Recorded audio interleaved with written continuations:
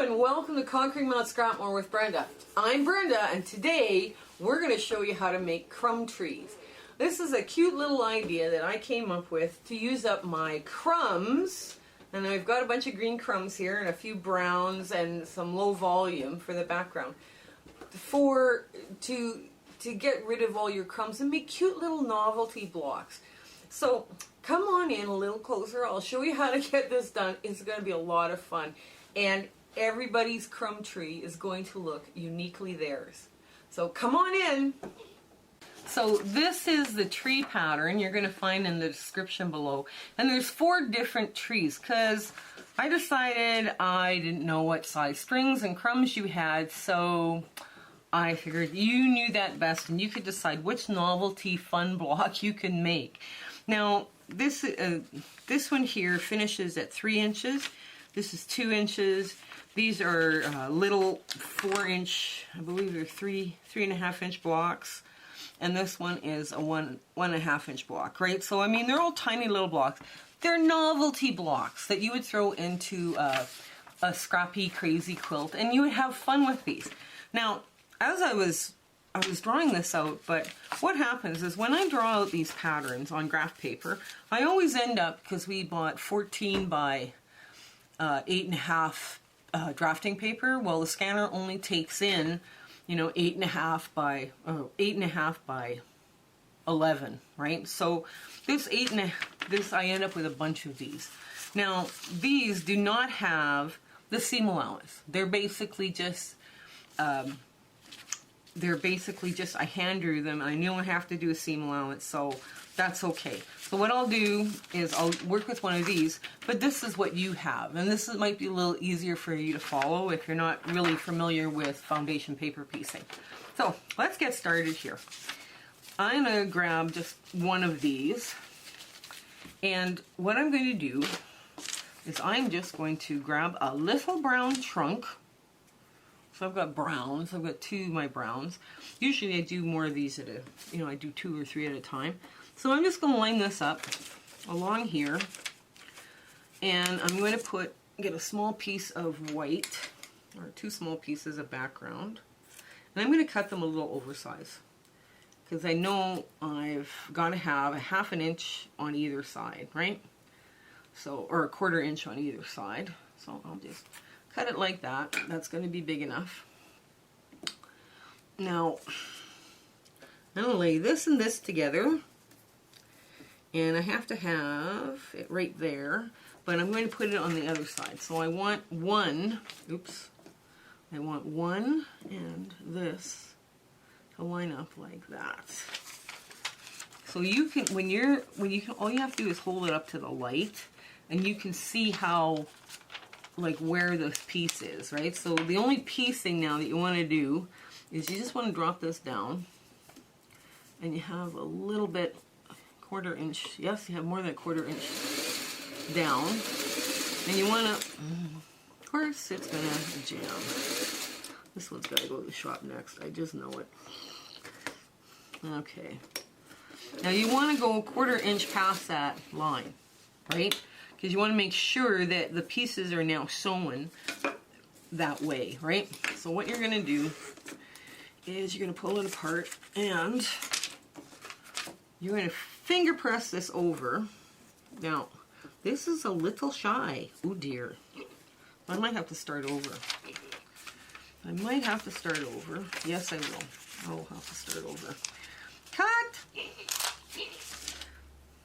Cut!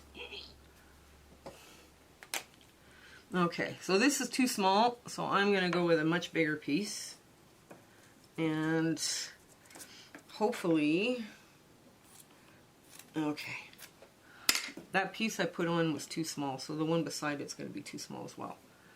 Now if it's too small, you're better off taking it off than trying to figure out, oh, can I make a 1/4 inch out of it? Because that doesn't bode well, ever. Now is that going to be big enough? You're sitting there, I'm supposed to know, right? Okay. Now this is also ripped. So what I have is tape. Tape is always a good friend to have around when you're doing foundation paper piecing. I don't know why this is going this way today. I'm not sure why. Okay, so alright, let's go. We'll try it again. Let's get this. Use paper. There. Now we're going to hold on to our thread. There we go. Cut them off. There we go. Let's see if that works. Yes, that's more than a 1/4 inch over. That's good. So we're now more than a 1/4 inch over our, because we need a seam allowance, right? So now I'm going to trim, just trim the other side of that, the stem of the tree. Or so I'm going to push this, so I'm going to play this over and drop it down. Now the 1/4 inch ruler has a little ledge. I don't know if you can see this ledge. It's a ledge. Oh, of course it's not going to focus. There's a little ledge there. And when you put your ledge down, it meets up against the paper and you end up with a perfect little 1/4 inch seam. Okay, which sounds like a lot of work to do for just a little bit of, you know, what we're doing here, but it works. Okay, and I'm going to just cut another piece off and make sure it's long enough. These pieces here I'll put into other little projects, it's fine. So I'm just going to line them up like so. Push this out of the way. Yeah. You know, sometimes it's good. I think it's better when we try and teach and leave our mistakes in, because then you know how to fix it. You know, sometimes people want to do everything perfect.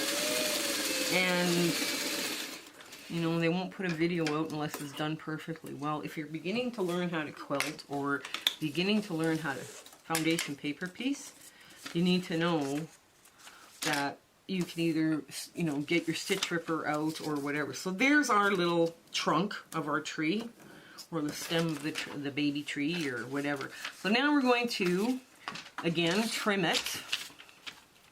I'm going to trim it from this side. We're just going to lay it across the line. We've got a good 1/4 inch on both sides, so we're good. We're happy there.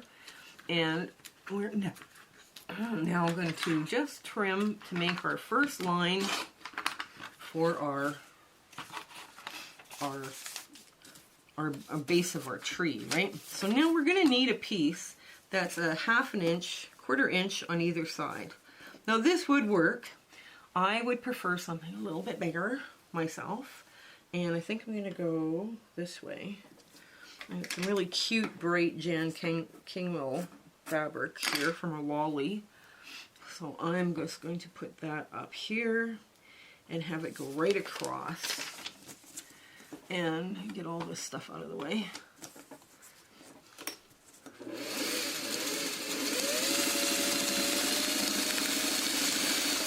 You can use, like I say, you can use anything for this. Strings, crumbs, whatever. You can sew crumbs together to make them big enough if you don't have big enough thing to do. So now you're going to press it, finger press it up like this. Your next piece is going to go like this. Just right across. And you're going to just do a little, I don't want any of the black, so I'm going to go a little bit past. And this is how you're going to proceed all the way up the tree, right? Just putting up little bits of green color. You know, sometimes you can do a little bit bigger piecing, you know. It's all in fun. It's all in fun. You know, just pick a line, sew across. You can even put some, if you don't want to use just all squares or rectangles, you can change it up and put like little funny little triangles in there. So I've got some ducks now going on to this work. And let's see. Ooh, let's put, ooh, look, this is cute. Oh, I got it. Yeah, let's go a little bit lighter. And I'm going to put a smaller piece, not quite that small. I'm going to put a smaller piece in. I'm going to go with this one. Yeah, I'm going to go with this one. I'll put a smaller piece in here because I can tell, like, my lines, I can see right through this fabric or the paper. My lines are starting to come here, right? So all I have to do now, if I want to continue along this, I can flip it up this way and make sure I get, you know, good coverage, you know, get good strings going on. And I just gonna run it right across. It doesn't take any time at all. Like I said, you would chain piece. You know, you would chain piece these. And what is that stuck? Oh, there it is. You know, you chain piece them. And you're just going to fill in the green, right? You're just going to take your time and fill in the green bits, right? So you don't really need to... If you wanted to do a very uniform look, you could. It's your quilt. It's your quilt block. You can do whatever you want. You know, so... Now I'm going to just keep moving this. I'm going to put in a bit of strange green here. Oops, I'm going to put it that way. Oh, yeah, I'm going to put it that way. Now you can angle these if you like. You know, I'm going to... There we go.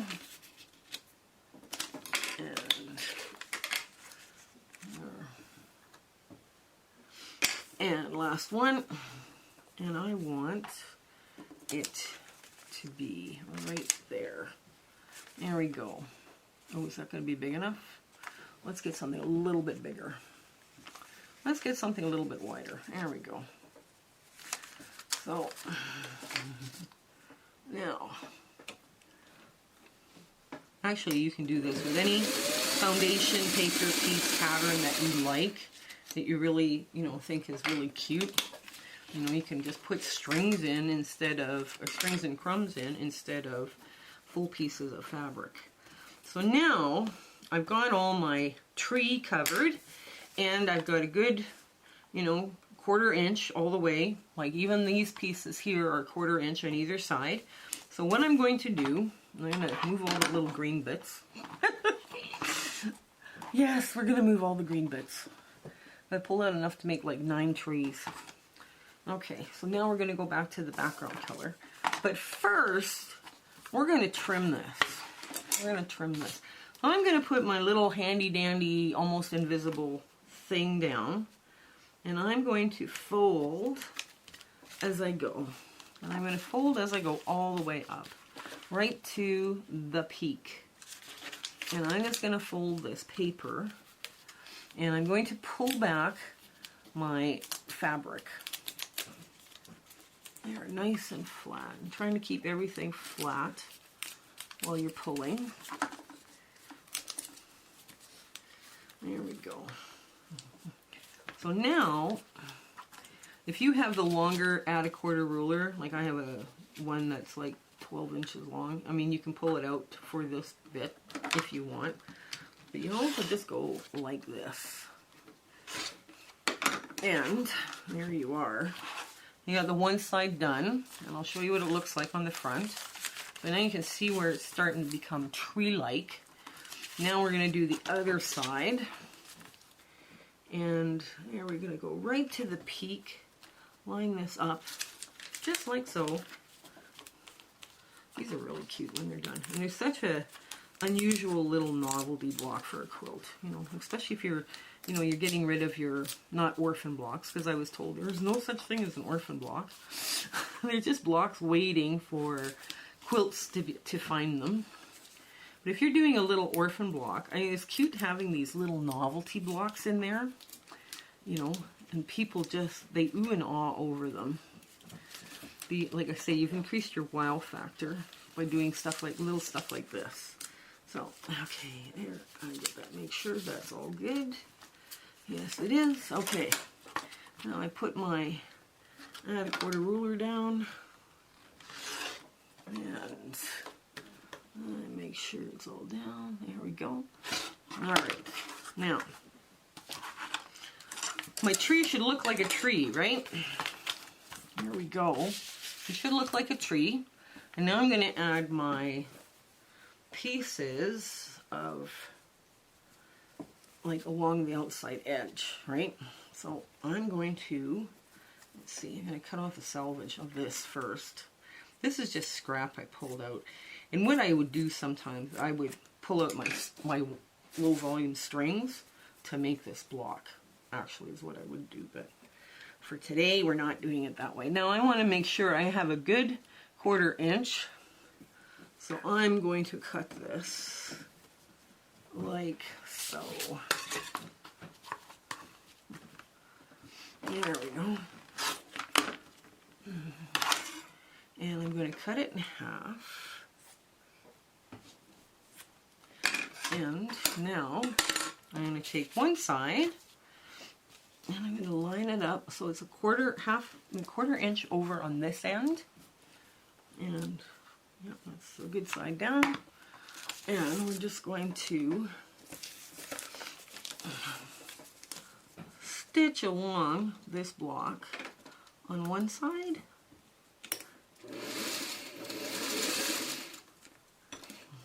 And the other side. Stitch along one side. Doing that gives you a perfect apex too, right? Like a perfectly sharp point at the top of your tree when you sew it with this side up. And you flip it over. Okay, and you put the other side down. Okay, here we go. And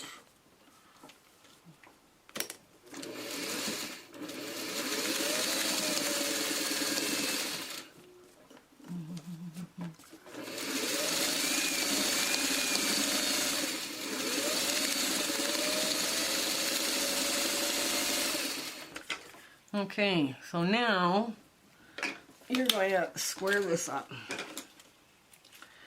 What I would do if I wasn't doing this on camera, I would be like pressing it really well to make sure that everything's lying absolutely flat.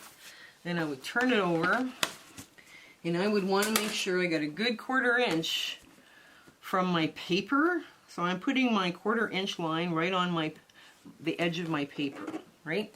So this is how I would trim. Get rid of that bit.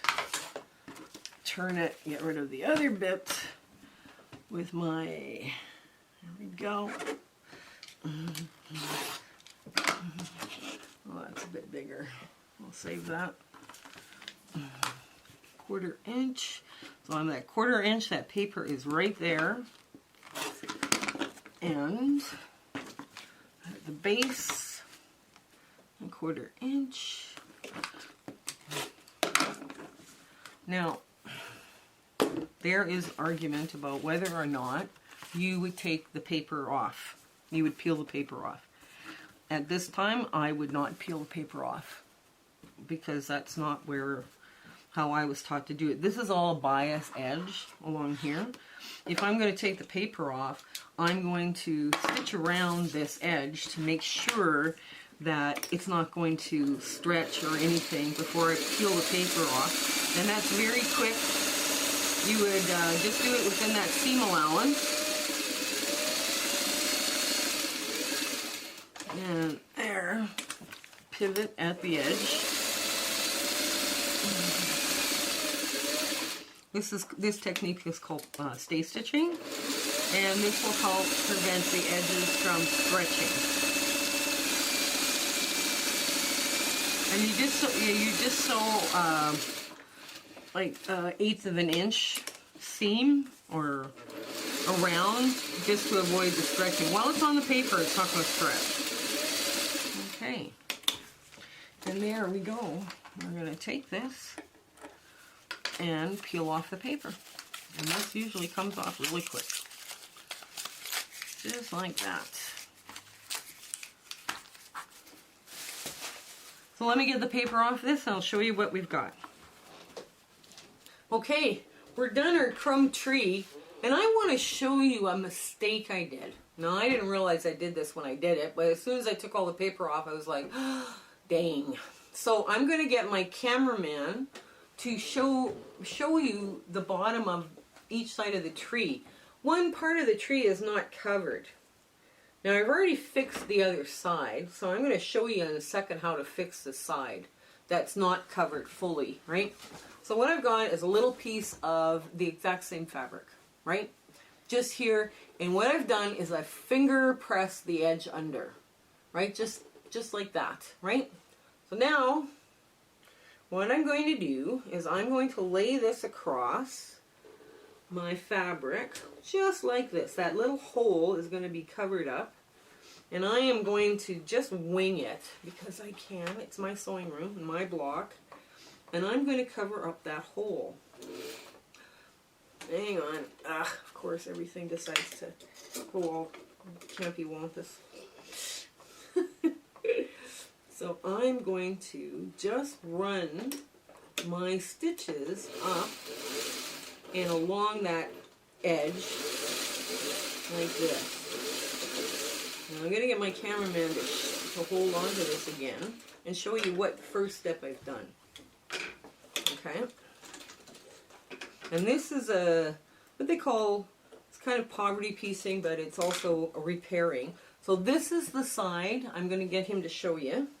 The side I've just repaired or extended the fabric on.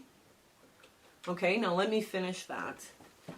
So what I'm going to do now is I'm going to take this and I'm going to fold it over and finger press this the best I can and lay it down as flat as I can on that edge.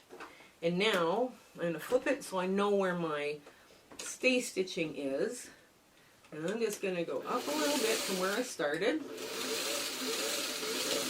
And I'm going to come down right to the corner.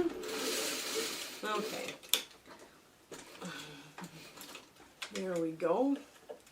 And I'm just going to trim this off. So then it looks like this. And I'm going to trim this off nice and neat, so it looks like something.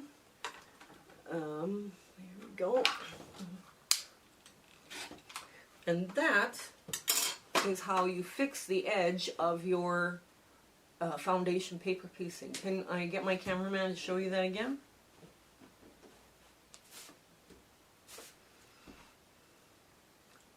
In a quilt, you're not going to be able to see this. It's going to be absolutely, oh my gosh, she put this little tree in there with all these little cute things going on.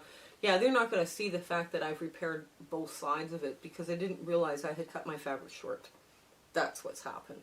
So, I hope this helps you conquer your Mount Scrapmore and at least get you playing with your crumbs and your strings in a different and more creative way. You can do this with any foundation paper piecing project. I have a few different ideas I'm going to show you over the next coming months that I've got for these cute, weird little blocks where you're putting in crumbs and strings, and it makes a really cute little conversation piece block in a quilt.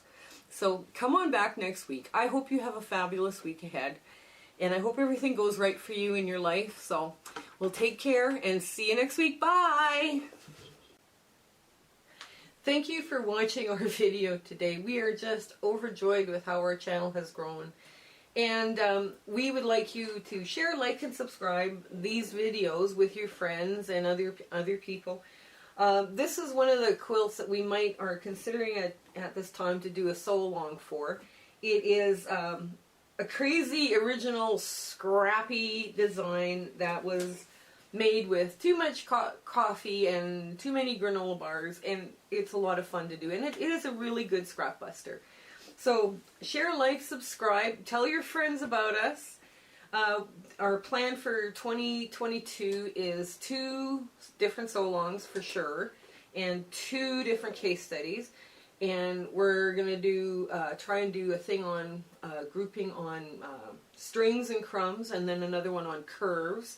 So we've got rather an ambitious 2022 planned for you here. So, like I say, I hope you come back. Have a great week ahead, and we'll talk to you later. Bye!